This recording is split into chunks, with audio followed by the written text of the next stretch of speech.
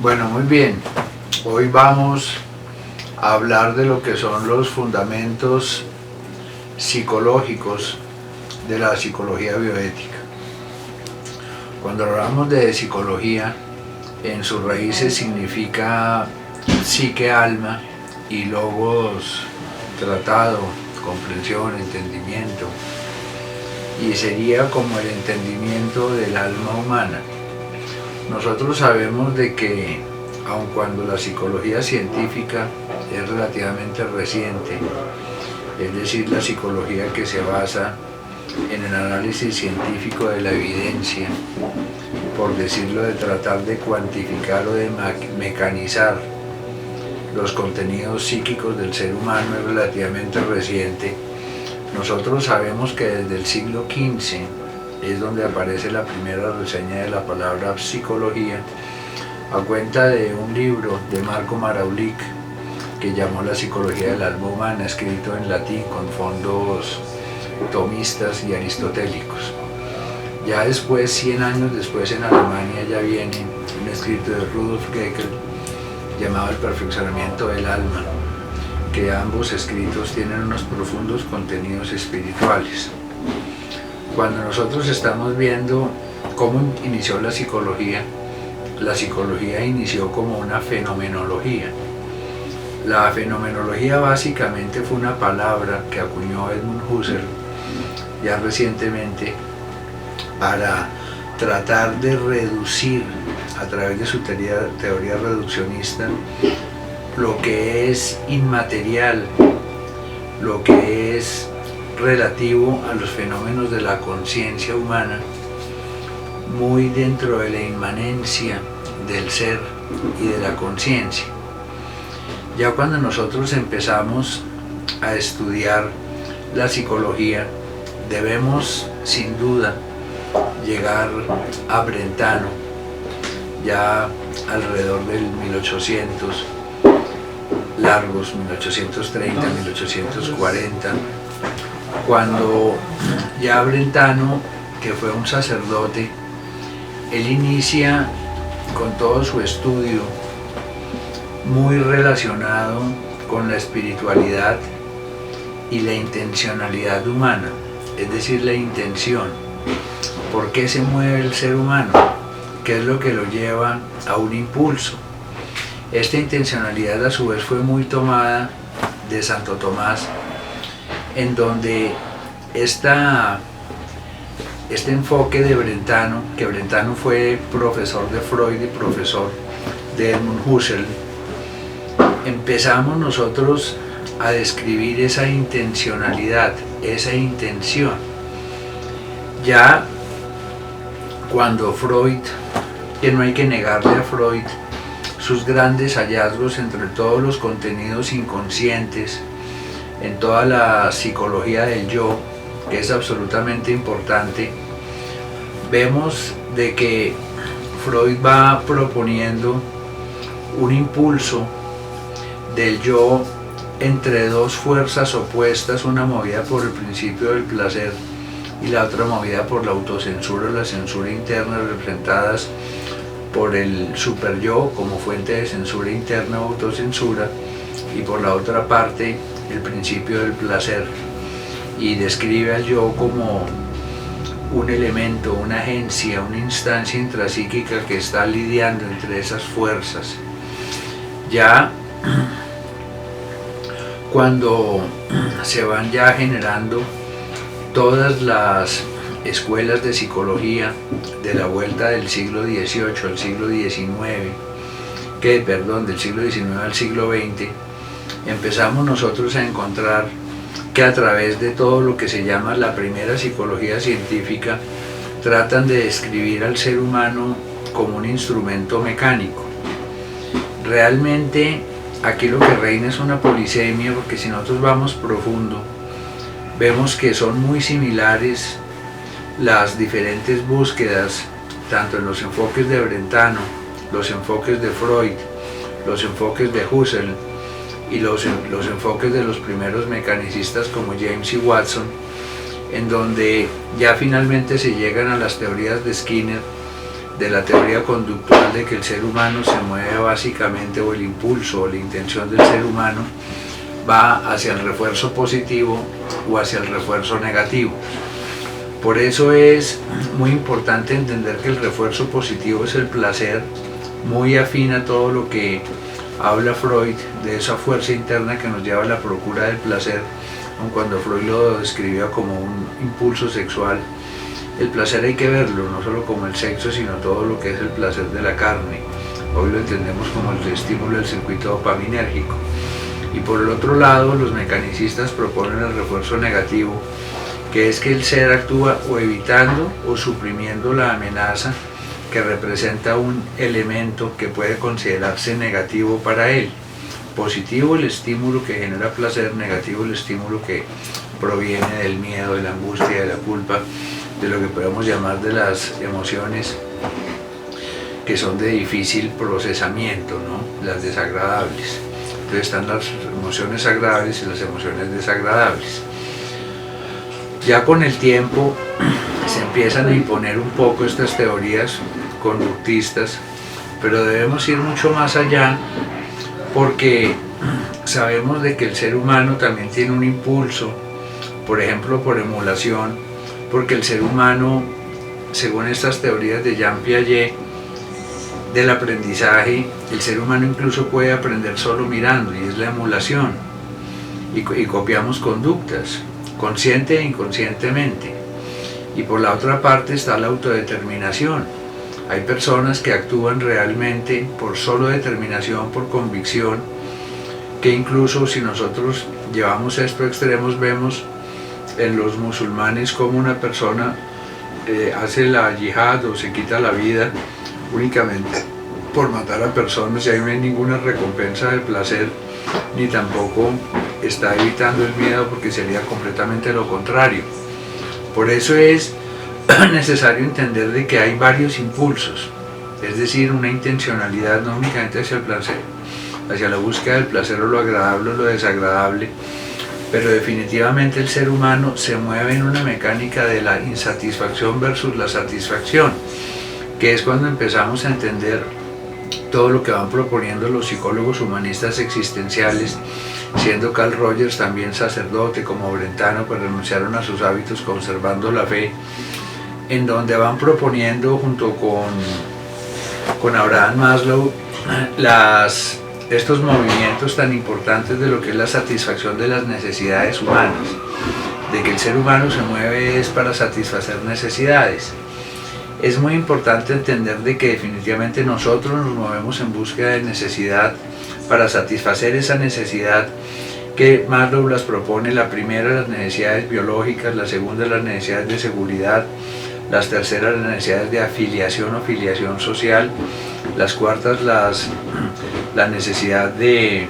reconocimiento; y la cuarta y la quinta, de autorrealización. Nosotros entonces vemos de que definitivamente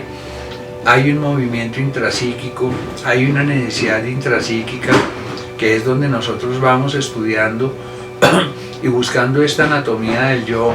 donde vamos a describir un yo completamente coherente según lo que se ha propuesto. El yo es lo que somos y tal y como somos, es decir, es el yo verdadero, donde está nuestra anatomía emocional, donde está ese cuerpo emocional que recibe el estímulo externo, el estímulo interno, pero a su vez el yo está dentro de un sistema.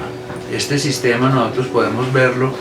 como si fuera una piedra preciosa con muchas facetas. Entonces tenemos de que sobre esa piedra preciosa tenemos como un reflejo que no es una de sus caras, que es el yo proyectivo, es el yo social, es el yo que nosotros mostramos a las otras personas, que a su vez ese yo se deriva del autoconcepto, que el autoconcepto es el yo real. A diferencia del yo verdadero, que es lo que somos tal y como somos, el yo real es lo que nosotros creemos ser. Si nosotros vemos, por ejemplo, una persona con un desorden narcisista de la personalidad, vemos de que él cree ser una persona con un gran sentido de autoimportancia, demasiado. Hay una enorme brecha entre la habilidad real versus la habilidad imaginada, porque él se cree con grandes capacidades, grandes atributos, grandes bellezas, grandes inteligencias cuando no lo es. Entonces vemos que de este yo real es de donde se deriva realmente toda nuestra anatomía emocional, porque es lo que nosotros creemos, y ese yo real, que es lo que nosotros creemos ser, es el autoconcepto. Entonces tenemos otro yo que lo estudia bastante Karen Horney, discípula de Freud, que no es tanto el super yo como agente sensor, que es lo que propone Freud, sino un yo ideal, que es el que nosotros quisiéramos ser. En esto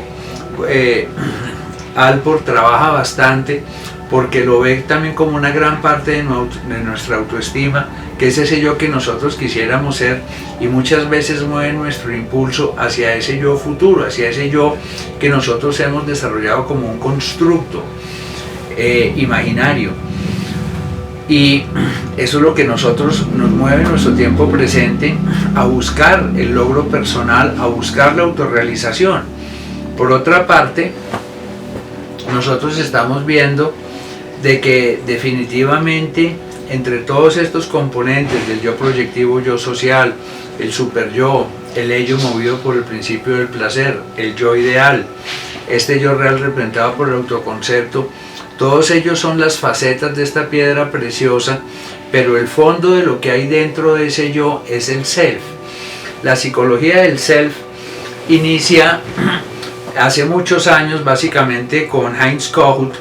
donde él empieza a describir la psicología del sí mismo. Entonces, esta psicología del sí mismo, que hoy en día se entiende por la psicología del self,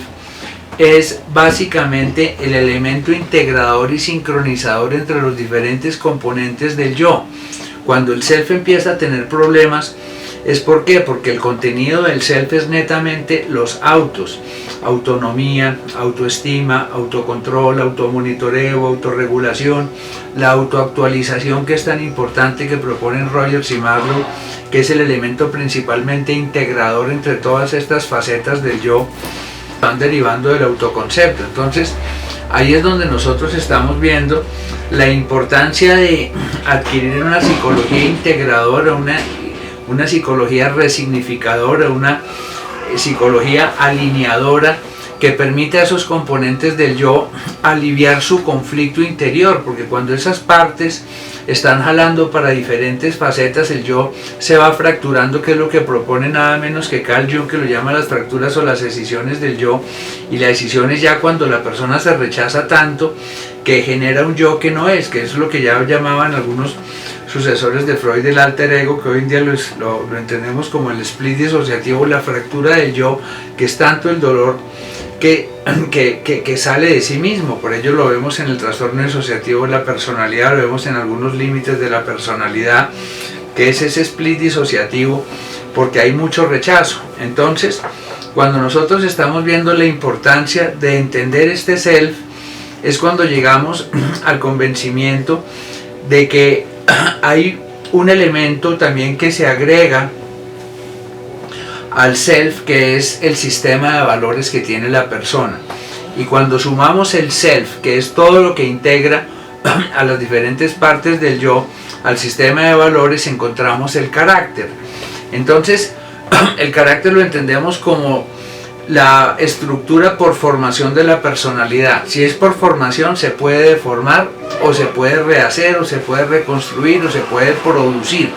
Por eso es tan importante entender y todos esos mitos de que la personalidad no cambia. La personalidad de una persona es completamente sensible al cambio desde que se trabaje en el carácter, en el self, en el sí mismo y en el sistema de valores, que es tan importante. Entonces, cuando empezamos a ver la personalidad, las teorías de Robert Cloninger son completamente acertadas cuando nos propone que eso es una evolución. El temperamento es la base biológica de la personalidad, tiene unos marcadores epigenéticos o de expresión genética que son absolutamente claros de entender, porque el temperamento fue evolucionando desde el instinto. Y después del instinto a temperamento surge el carácter, y desde el carácter surge la conciencia. Entonces, no la conciencia como el simplemente hecho de estar despierto, que sería el awareness en inglés, sino la conciencia, que es el consciousness, que es realmente cuando viene la intuición sensible y la expresión sensible sobre una inteligencia inmaterial. Nosotros vemos que el temperamento está completamente asociado a la inteligencia material, que es un análisis perceptual de lo que perciben los ojos, de lo que perciben los oídos, de nuestros estímulos interiores. Pero cuando llegamos a la conciencia empezamos a entender de que hay una serie de sentidos, como el sentido de certidumbre, el sentido de consecuencia, el sentido de autoimportancia, el sentido del orden, el sentido de la responsabilidad del compromiso, el sentido espiritual o transpersonal, que ya los explicaremos en otra charla, que nos dice que nuestra conciencia también tiene mecánicas de percepción, de intuición sensible sobre la percepción y de expresión sobre la intuición. Entonces nosotros de esta manera estamos viendo que la psicología del ser humano es muy compleja, pero involucra lo que propone Brentano, involucra lo que propone Freud, los sucesores de Freud a través de las defensas primarias, involucra las escuelas humanistas existenciales como Rogers y Maslow, y de hecho ese yo, esas partes del yo deben tener un sentido, y por eso la logoterapia de Viktor Frankl resulta ser efectiva, porque alinea hacia futuro la intencionalidad de los diferentes componentes del yo, y al alinearlos hay una sincronización y por lo tanto una conciliación entre las diferentes partes. Pero no basta con la logoterapia, porque hay muchos eventos traumáticos. Hoy sabemos, incluso en el último curso que hice en Harvard, hablan mucho del impacto del estrés postraumático en infancia, adolescencia y en la edad adulta, y hay que entender el estrés postraumático no únicamente como hechos completamente catastróficos de accidentes aéreos, terremotos, guerras, no. Simplemente la persona le dio un significado traumático a algún evento, y por eso es tan importante también hacer mano de todo lo que propone el psicoanálisis y las teorías psicodinámicas de la catarsis, de que nosotros hablemos y expresemos a través de la palabra todos esos contenidos conscientes e inconscientes que tenemos dentro. Entonces, como vemos, dentro de todo este cúmulo de situaciones podemos ver ese yo con todos sus componentes, que es un sistema, como flota entre contenidos conscientes o inconscientes. Se puede sumergir completamente en lo inconsciente, puede flotar, puede subir hacia lo consciente. Lo preconsciente es completamente cierto. Entonces nosotros debemos ver todo este fenómeno del inconsciente, preconsciente y consciente como si fuera un lago donde hay muchos peces. Entonces es un lago turbio y nosotros no vemos el fondo, y el fondo son esos contenidos inconscientes que están ahí pero no los vemos. El hecho de que no los veamos no quiere decir que no existen. Los peces están ahí.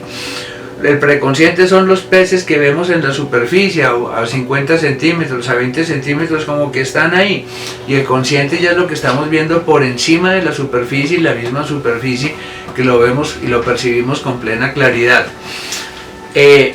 Cuando estos contenidos inconscientes realmente saltan, es que los vamos a ver, y eso es lo que se llaman las extrapolaciones, que Freud las llamaba las catexias, y también existen contracatexias, porque es cuando desde el cielo desde ese super yo está nublado, salen truenos, salen una serie de elementos que son muy rígidos, muy difíciles para la persona de llevar. Entonces la persona está en esa barca encima de un lago con unos contenidos inconscientes, preconscientes, y encima también hay unos contenidos tanto conscientes e inconscientes, porque el fondo de las nubes no los vemos es los rayos cuando vienen todos esos impulsos de autocensura que van de una u otra manera enderezándonos hacia una moral y hacia un correcto proceder. Entonces, cuando empezamos a llevar a la bioética dentro de todo esto, vemos que la bioética es absolutamente necesaria, porque es la ética de la vida, y cuando nosotros alineamos realmente la bioética hacia un camino de vida, estamos en un camino como el que nos propone Jesucristo, que es el camino de amarse a sí mismo, de amar al prójimo y desechar todos los caminos de muerte, que de una u otra manera es lo mismo que nos propone Carl Jung muchos siglos después de la metanoia espiritual, de una transformación y eliminar esos caminos ciegos por donde vamos nosotros yendo, que es como cuando realmente nosotros vamos a entender el fondo psicológico de la psicología bioética. Realmente toma algo de las teorías mecanicistas, toma del psicoanálisis la teoría del yo, toma de Karen Horney las neurosis, que hoy en día las vemos como neurosis sociales, necesidades neuróticas de prestigio, de poder, de reconocimiento, que es cuando esas mismas necesidades que propone Maslow se hacen patológicas porque el yo está completamente desconciliado. Y ahí es donde se hace completamente humanista y existencial, pero con un existencialismo no catastrófico, sino entendiendo el existencialismo, como lo veremos en la charla del fondo psicológico, como